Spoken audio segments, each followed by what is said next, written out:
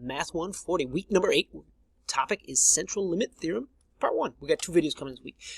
Number 1, if you're looking at the problem, you'll see some words that sound very familiar from last week. Normally distributed, mean, standard deviation, probability, and so forth.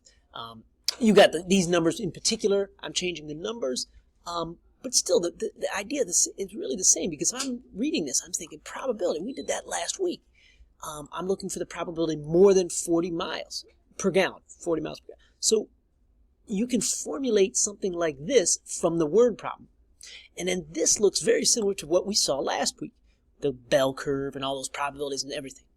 But there's one issue. We need a z-score.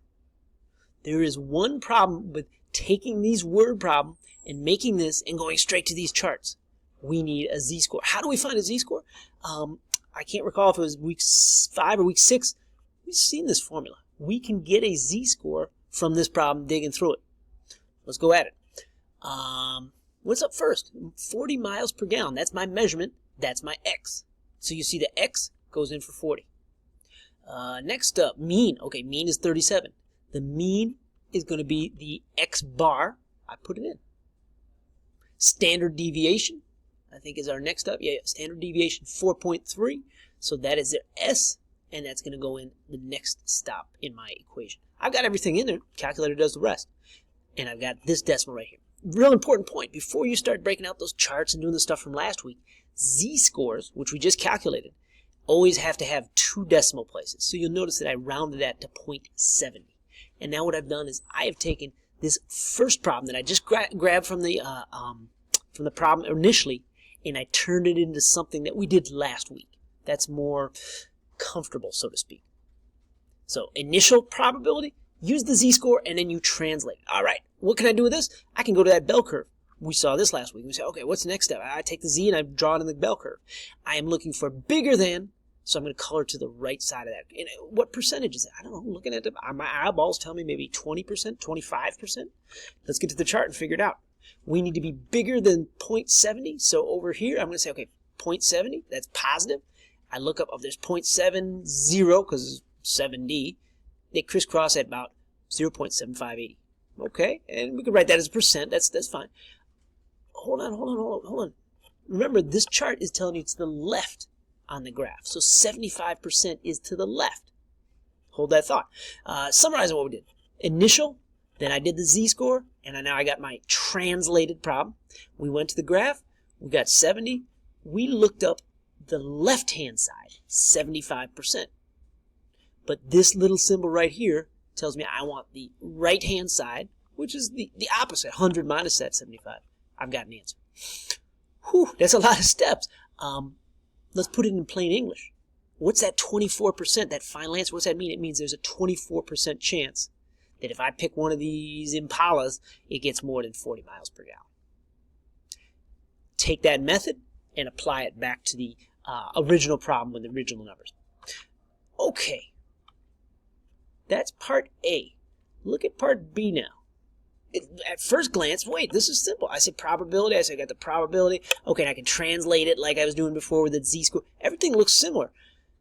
Whoa, but hold on. That 10 Impalas. This is different. I have a sample size now. We cannot use this formula. I have a sample size. How does a sample size change things? It means you need to apply the main rule this week, the central limit theorem. And what that central limit theorem says, very summarized, Acrobatics got some more detail. The central limit theorem says if you have a bigger sample size, there is less deviation in your formula. In particular, that deviation, hey, we got a new formula. I got a new formula for the standard deviation. So we're going to do that z-score just like, look at that's the exact same z-score. But look what happened to that deviation. I changed the deviation part. That 40, still 40. 37, still 37. The deviation changed a little bit with that new formula. If you have a sample size, you have to change the deviation formula. All right, we can keep going from there, because now the calculator gives me this number. Z-score needs 2 decimal places, and then I've got a translated problem. I can do these Z problems. I can do the Z problem. I get the bell curve. I graph that number, and I'm looking for larger than, so I need that just a little I should have like 5%, real tiny. Well, let's go to the chart and figure it out. What was my Z? 2.20. Okay, 2.20. I said 2.21. I'm not going to argue if you round a little different. 2.21, that's positive. So I go over here, 2.2, and then I need the 1. They crisscross up here. 98%. Okay, 98.64%. Remember, that's the left-hand side. So we did the X. We did the new Z-score. We translated it. We graphed it. And we just found the left-hand side, 98%. But what I really want is the little bit.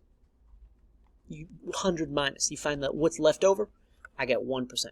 Plain English, please? You bet. Right there. 1.36% chance that 10, remember, focus on that sample size, that 10 Impalas have more than 40 miles per gallon.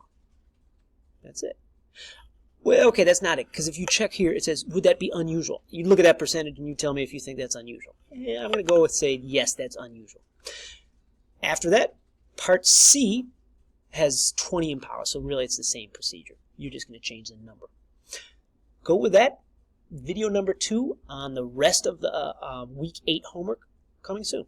Any questions? Shoot me an email.